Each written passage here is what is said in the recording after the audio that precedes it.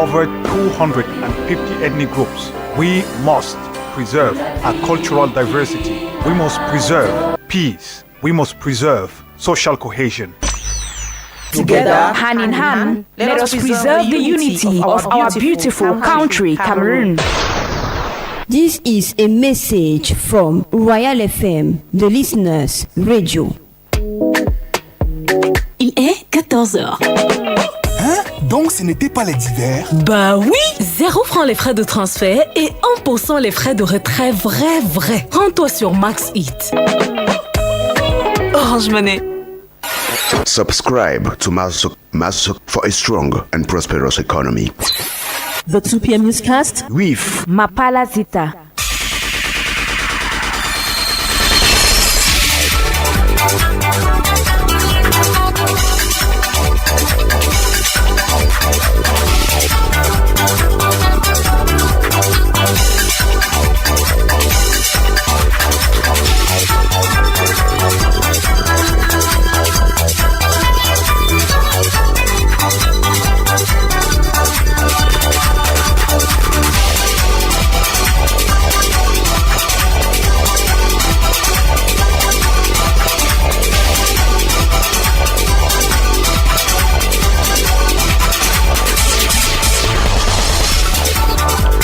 Good afternoon, blessed people. You are welcome to today's Royal Afternoon Edition, the 2 p.m. News on 88.4 Royal FM. My name is Mapala Zita. The headlines.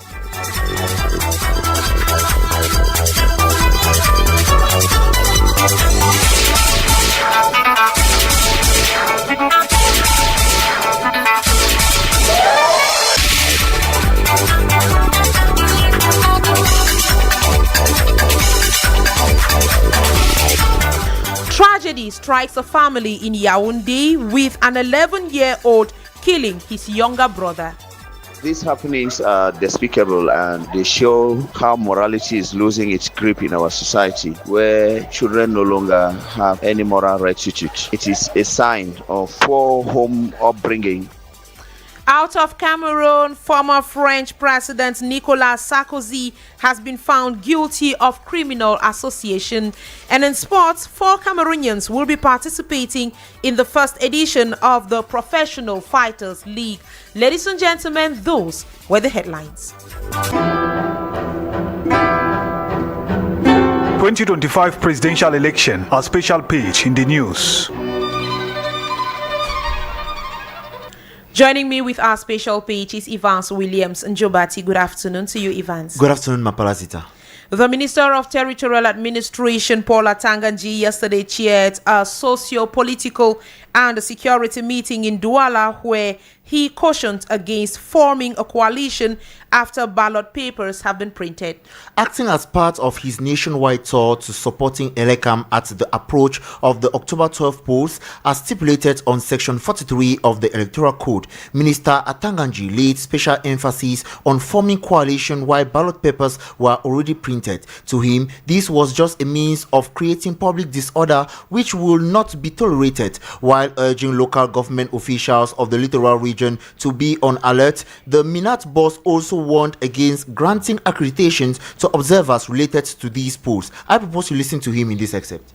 Elecam is an independent organ in charge with everything which has to do with the material organization of the presidential election as well as the other elections, local elections, parliamentary elections, regional elections. The administration is there to accompany the process so that Elecam can organize the elections in a hitch-free environment. The administration, we are just out to accompany the process. Another confusion that we must avoid, we have 12 candidates officially declared to participate in the presidential election. So in all polling stations, we'll have 12 ballot papers representing all the candidates. The private arrangements that people will do left and right, it has nothing to do with Elecam. If you had the intention to desist or to support a candidate, this should have been done before the printing of the ballot papers by Elecam. So in all polling stations, we will have 12 ballot papers representing the 12 legal candidates for the elections.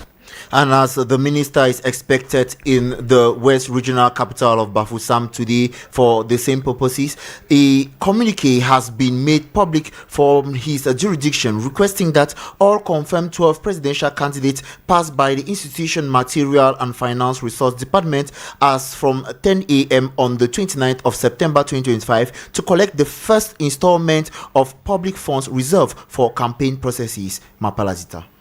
Evans, you equally say media professionals have been groomed on techniques to cover presidential elections. With less than 3 days to the launch of presidential campaigns slated for this Saturday, September 27, 2025, the National Communication Council has since yesterday held training workshops in Douala with men and women of the press in order to lecture them on some presidential elections coverage skills. I propose you listen to some participants in this soundbite. My name is Fonquinta, journalist with My Media Prime Television, and it will be my first presidential election to cover, and this workshop has been an opportunity for me to add to the knowledge I already had about elections reporting. For example, the role of journalists, what journalists need to do, what journalists need to know before, during, and after the elections process. Peter Associé, I'm the English Desk Editor for Dash Media. We are confronted with hate speech that has even crept into the media, and journalists need to be armed with the necessary tools on how to ensure that what they report is free, fair, transparent, and credible. I was in dire need of such a document because I'll go through it to be able to understand the role I have to play. And what I've picked today is about journalists reporting trends during elections. I attended a meeting and we were told it's okay for journalists to report trends, but today we've been told that it's not okay. It should be noted that this capacity building workshop is expected to end tomorrow, Friday 26th, and is chaired by the President of the National Communication Council, Joseph Chebonken Kalabopse, in collaboration with the United Nations system. Joseph Chebonken Kalabopse. The eye and ear of the public and have been trained on how to gather and treat information.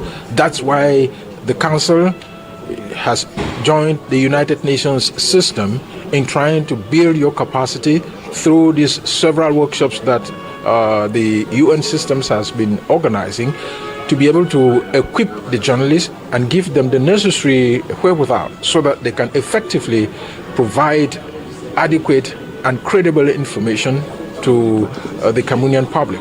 And I think that it's extremely important because the decisions which the electors will make will depend on the information which you share to them about the political programs of the competing political parties and candidates. Before you go, Evans, you have news on some presidential hopefuls that have been making the headlines. We begin with the Pius of Espoir, Serge Matomba, who is currently holding a press conference at the party's headquarters here in Yaoundé, where he will be detailing out on his campaign project and how he prepares for the electoral race. Still in Yaoundé, Cabral Libi of the PCRN chaired a press conference with major professionals where the presidential aspirants highlighted a number of points that he will first attend to once president. Moreover, Cabral Libi equally stressed on his choice for a federal system of ruling. Take a listen to him. What I'm proposing is just to transform Bui division in region. We will have the region of Boyo, and we transform all these divisions in regions. We will merge two regions, new regions. If they are different, we will not merge them. But if they are the same, we will merge them. Let me give you another example in the South region. You have Jailobo region. Don't forget that we have eliminated the 10 regions and we have transformed divisions in regions. So now Boyo is a region, Jailobo in the South is a new region, and Villa is also a new region. But in Jailobo and in Villa, you have the same people. If it is necessary to merge, we will merge. If not, the region will stay like that. Meanwhile, after making numerous visits to the Grand North, East and South, Issa Chiroma Bakari will proceed his journey to the West with thousands of FSNC supporters coming out massively to cheer him. During his rally in Bafoussam, Issa Chiroma Bakari thanked the people for their support and called on them to massively support and vote for him. I am ready. I am done. daughters and sons of this nation, let us come together. Let us understand that the future, we are the future. We have to be what we would like to be tomorrow. Let us be ready. Let us be ready. We will never accept anybody to lecture us what our nation is going to be. We have to be the master of our nation. We have to be the master of our nation. All of us, no matter from where you come, you are daughter and sister, daughter and son of this nation. You have to feel proud of what you are. So brothers and sisters, I would like just to say thank you, thank you, thank you. And finally, Mapala Zita, the CPDM has unveiled its national campaign head for the 10 regions, with Senator Regina Mundi leading the Northwest Regional Delegation and Fong Ekoko Mukete to lead the Southwest Regional campaign team. Zita. 2025 presidential election, that was a special page in the news. And away from our special page, but still in politics, in prelude to forthcoming regional elections slated for November 30th, 2025, ELECAM's Electoral Council has begun examining the various files of candidates submitted in the institution's branches nationwide. The exercise began yesterday, and according to the board chair of Elections Cameroon, Dr. Eno Abrams Egbe, this step is decisive and will shape the country's future. Dr. Eno Abrams Egbe was speaking in Yaoundé yesterday during the Electoral Council's full rights second session related to the regional elections still to come. Let's now listen to ELECAM's board chair, Dr. Eno Abrams Egbe, on the microphone of our political desk editor and editorialist, Jean-Marie Anaba. 2 weeks ago, when the President of the Republic convened the colleges of the election of the regional councillors, I announced that our calendar of activities will be intensified further, as we will now have to organize 2 elections at the same time with overlapping schedules. Yesterday, we returned from a mission to the diaspora, where we monitored and assessed preparedness for the presidential election, engaging with our fellow Cameroonian citizens and stakeholders settled or residing abroad who are willing to take part in this important election. Today, in accordance with our calendar of activities, we are meeting within the framework of the second session of right, in line with the provisions of Section 19 of the Electoral Code, to mark another significant milestone in the preparations of the regional councillors elections of 30 November 2025. And still to come in this newscast, ladies and gentlemen, we discuss sustainable tourism and its contribution to economic development in Cameroon. We need both sectors to work together, the government and the private sector to work together to be able to develop a sustainable tourism sector. Cameroon's government aims at including its diaspora into the National Development Strategy policy for 2030 in order to boost industrialization. This within the context where these Cameroonian experts sent money for their families back home, thus making a considerable percentage in the gross domestic product. But just how can they also contribute to the industrial growth of their country? Jeffrey Thatcham spoke with an economist and now reports. Cameroonians living abroad bring a considerable contribution through money transactions and investments back home. However, statistics show that they could do much better, particularly in the efforts towards industrialization. But how can they go about it? Henry Kwam is director at the Cameroon Economic Policy Institute. It's difficult to ascertain which of that is spent on consumption, which of that is spent on healthcare, and which of that is spent on investment. What policymakers need to work on is a formal mechanism to direct investments from the diaspora into specific projects and specific sectors to ensure that the benefits are much more largely felt across the Cameroonian economy. The economic expert, in spite of encouraging the government's efforts to include its diaspora in the National Development Strategy, emphasizes on the need for government authorities to create business-friendly spaces full of opportunities for the diaspora. On the whole, it is good, but we have to ensure that we give our diaspora many more opportunities to invest back home. This means that more businesses in Cameroon have to list in the stock market. This means that more businesses who are operating at the small scale or at a medium scale should be registered and followed up properly by authorities to ensure that there is greater transparency between them and between these entrepreneurs. Meanwhile, Sarah Fernberger, research analyst at the CEPI, evaluates the contribution of Cameroon experts so far, which he sees as motivational for our economy. Those diasporas are mostly engaged in entrepreneurial activities in the country, which employ many youths, thereby reducing unemployment rate. These activities will equally improve government policies to develop its frameworks and also to determine the national income level of Cameroon.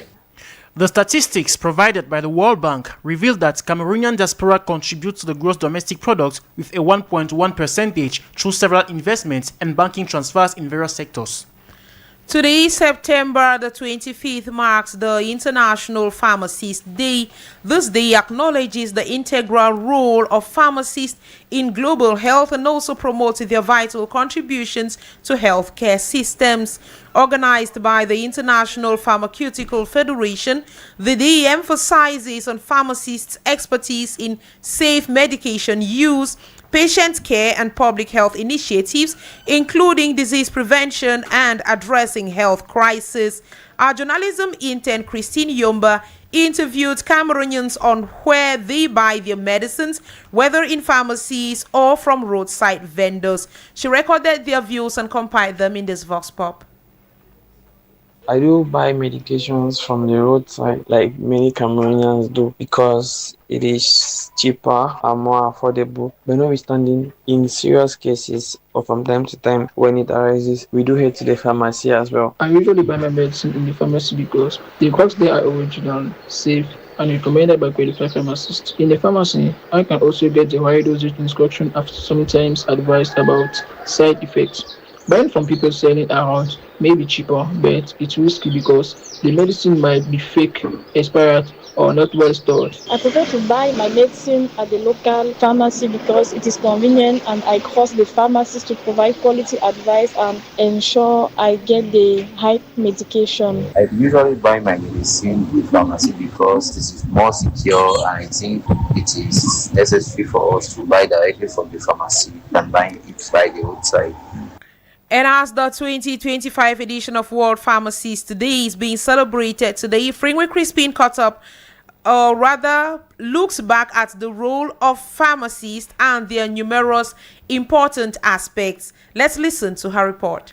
A pharmacist is a healthcare professional specializing in medication, ensuring safe and effective use by reviewing prescriptions, dispensing drugs, and providing expert advice to patients and other healthcare providers on drug therapy, dosages, and potential interactions. The responsibilities include managing medication, inventory, maintaining patient records, educating individuals on proper drug administration, and providing various health services like immunization and screenings. However, exercising the profession is not all that easy, for it has several challenges, notably workforce shortage and burnout. This is due to increased workloads, navigating complex technology and information systems, managing supply chain issues, and medication availability. Moreover, one of the most critical challenges pharmacists face is the need for accuracy in dispensing medication. A single mistake in dosage can have detrimental effects on patients' health. These challenges could be tackled by implementing strategies for self-care and resilience, advocating for better working conditions and policies, seeking peer and mentor support, improving access to resources like medication of information databases, and advocating for clearer roles and responsibility in the profession. From one international day to the other, World Tourism Day will be commemorated on September the 27, 2025. Adopted in 1979 by the World Tourism Organization, World Tourism Day aims to foster awareness among the international community of the importance of tourism and its social, cultural, political, and economic values. Now, in prelude to this year's commemoration slated under the theme Tourism and Sustainable Transformation, our reporter Ngang Nadesh caught up with an expert who shares insight on the link between tourism and sustainable development in Cameroon. Fondly known as Africa in miniature due to its diverse cultural and natural heritage, Cameroon boasts of an abundance of resources that could be leveraged for tourism. But the country faces significant challenges in effectively managing these resources to unlock their full touristic potential. Abongwa Fozo is a tourism expert. It is seen as a new concept and people have a very poor understanding of it. And more also, government has not also put in place policies to promote sustainable tourism economy. Yes, there may be some, but these are not proposed by the Ministry of Tourism or promoted by the Ministry of Tourism. We have the Ministry of Forestry and Wildlife, the Ministry of the Environment and Nature Protection and all the like, which may be carrying out policies in their own places, not with the idea of tourism in their back mind. According to the expert, actively involving local communities in touristic activities is pertinent, ensuring that these activities are designed and implemented in a way that directly benefits the local population, thereby promoting sustainability in the sector. It will be more proper if communities are brought in, maybe local communities, and they can also influence where some of these activities are carried out. And if these communities can also benefit in the sense that when tourism comes, there's part of it that is reinvested in the community, maybe in the form of building projects, creating social amenities, and all the like. In that way, you see that the community have a part to play. The community have an interest in how the tourism is carried out, and the community protect the environment, protect its tourism potentials and resources for future generations to continue to benefit from it. He further highlights some key policies that the government could implement to help develop the tourism sector in Cameroon. We need a multi-sector approach. We wouldn't need interministerial collaboration. We are talking here about the Ministry of Tourism and Leisure, also working in partnership with other ministries like that of Environment and Nature Protection, Ports and Physical Education, working with Ministry of Agriculture and Rural Development, and all the like. One, the ministry to be working in conjunction with other ministries, with other government departments, with local business administrators and business operators, so as to develop a multi-sectoral sector. Collaboration between the government and private sector is essential for promoting sustainable tourism in Cameroon.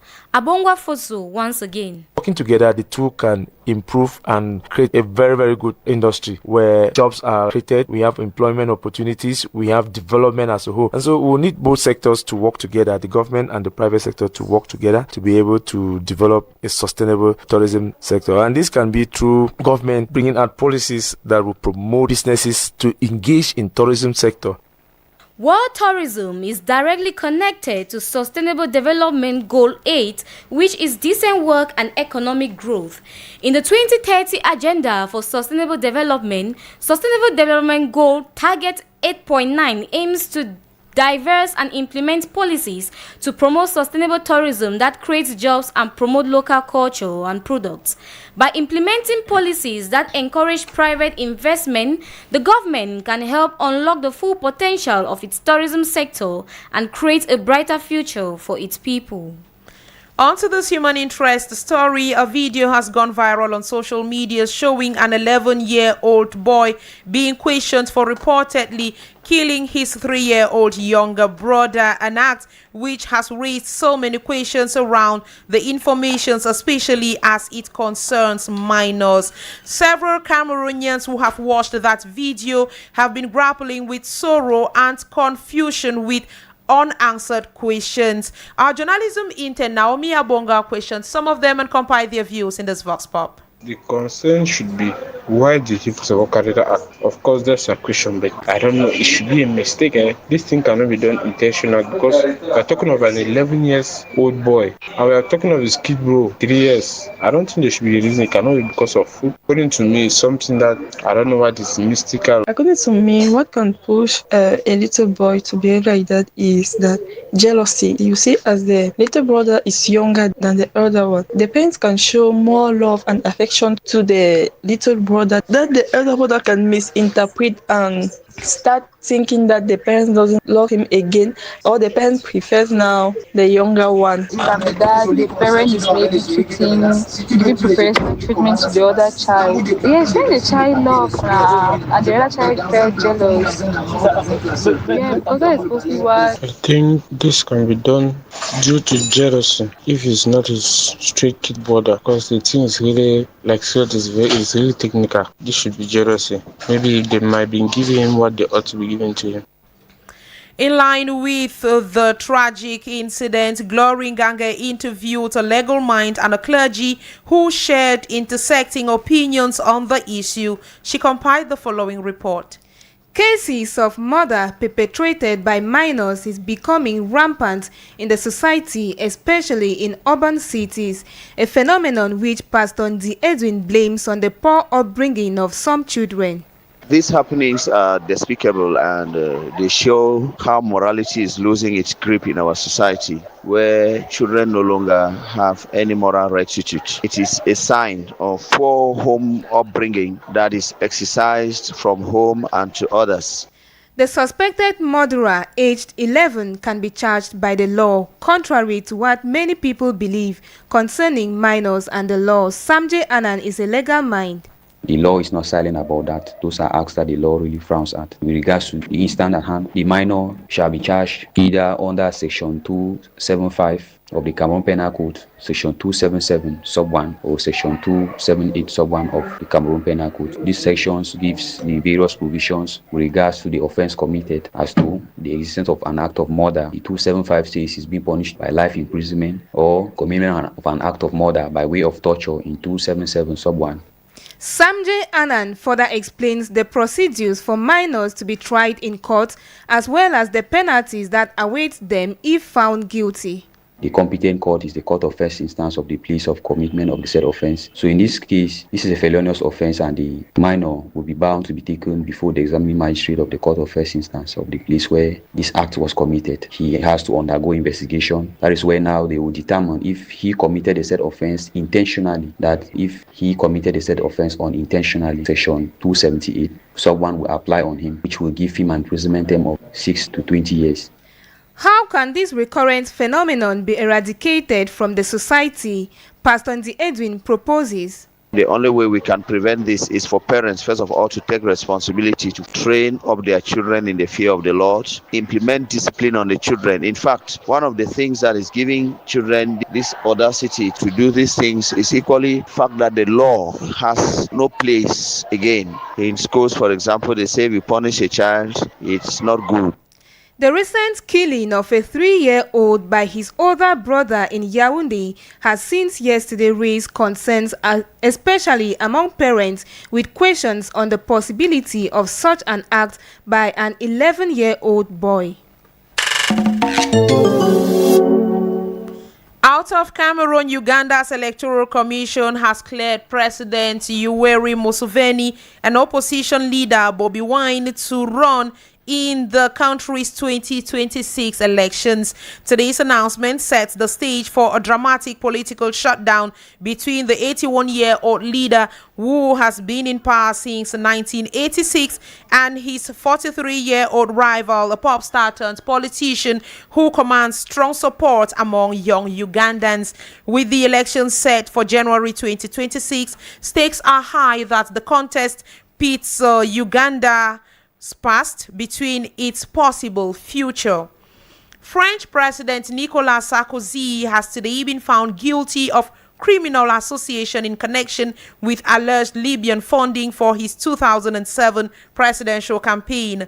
The Paris Criminal Court ruled that Sarkozy allowed close associates to seek financial support from the regime of late Libyan leader Muammar Gaddafi between 2005 and 2007. He was, however, cleared of charges of misappropriation of public funds and passive corruption. We talk sports after this break.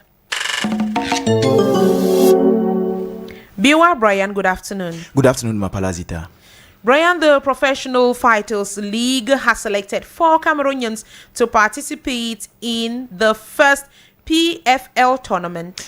The Professional Fighters League PFL is set to ignite in BK Arena in Kigali, Rwanda on Saturday, October 18, with 4 Cameroonian fighters on the road to gold. Cameroonian fighters Maxwell Jantu Nana and Octave Ayinda will face off against South Africa's Justin Clark and Angola Shido Boris Esperanza, respectively. The other Cameroonian fighters include Emilios Dacia and Alian Mojoric, who will compete in the welterweight semi-finals and featherweight alternate bout. The tournament will feature single elimination bracket across 4 weight divisions: the heavyweight, the welterweight, the featherweight, and the bantamweight, with the winners in Kigali set to punch their ticket to the league final in Benin this December, where the first ever PFL Africa champions will be crowned.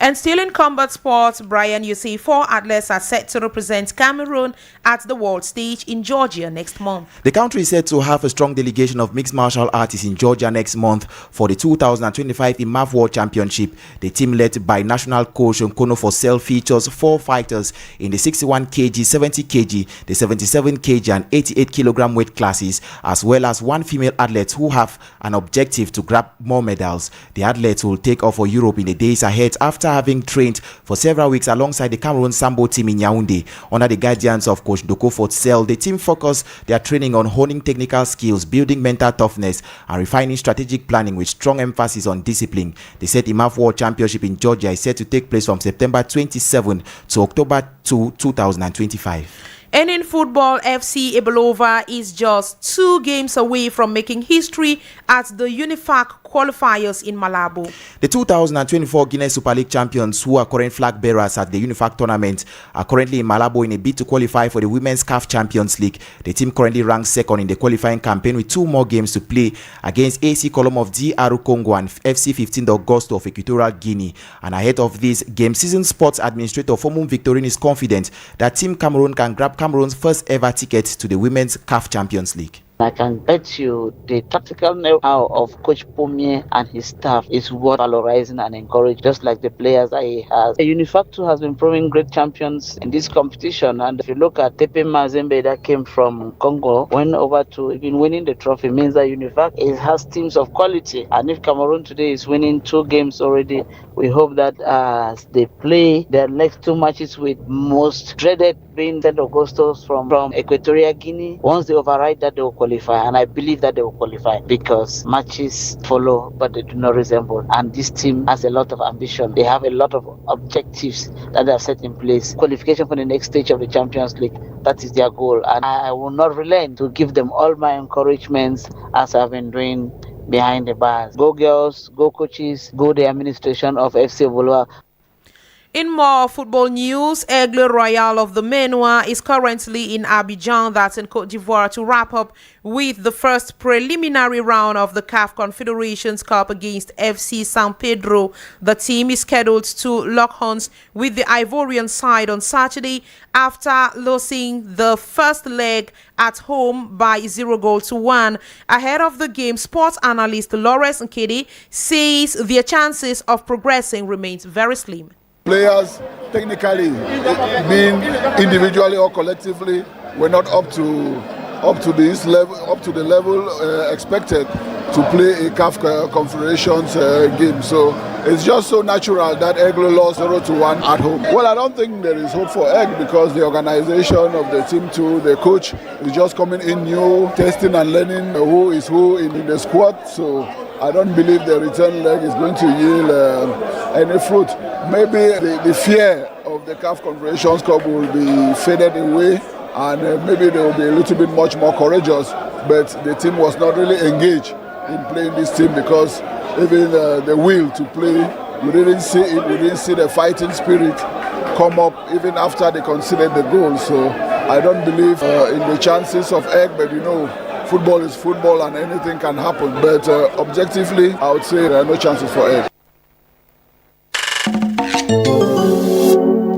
Doreen Bimi has joined me in the studio with a summary of this newscast in the French language. Bon après-midi, Doreen. Good afternoon, Mapalazita. Société, une vidéo devenue virale sur la toile met en scène un jeune garçon de 11 ans qui tue son frère cadet âgé de 3 ans. Un choc familial qui interpelle et met en alerte certains comportements empoisonneurs de la jeunesse camerounaise.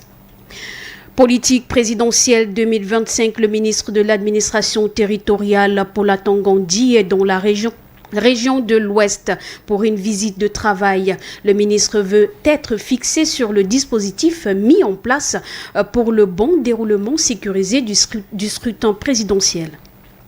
Sur la scène internationale en France, affaire Kadhafi, Nicolas Sarkozy reconnu coupable d'association de malfaiteurs. L'ancien président de la France écope de 5 ans de prison.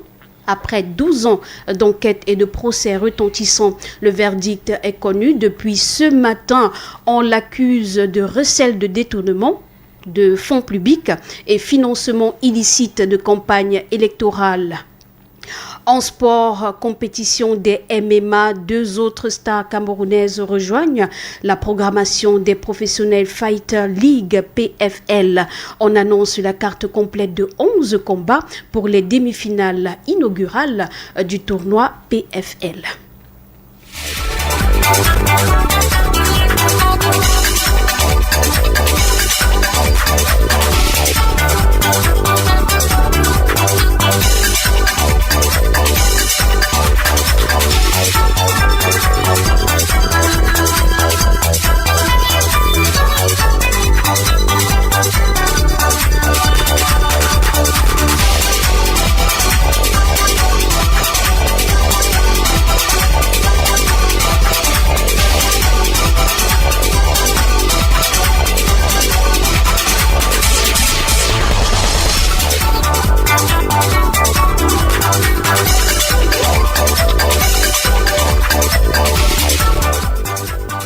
That was how we saw it on today's Royal Afternoon edition. The 2 p.m. news received technical assistance from Irish Kemwe. Brian Bida took care of the cameras for our Facebook Live. Production assistant Biwa Brian. Script editing and editorial coaching Abel Bella Samari. Central coordination Roger Kiek, our station manager, and general supervision by the Reverend Pastor Bisai Emmanuel Noel. For news editing and presentation, my name is Mapalazita. Thank you all for your kind attention and do have a pleasant afternoon in the company of program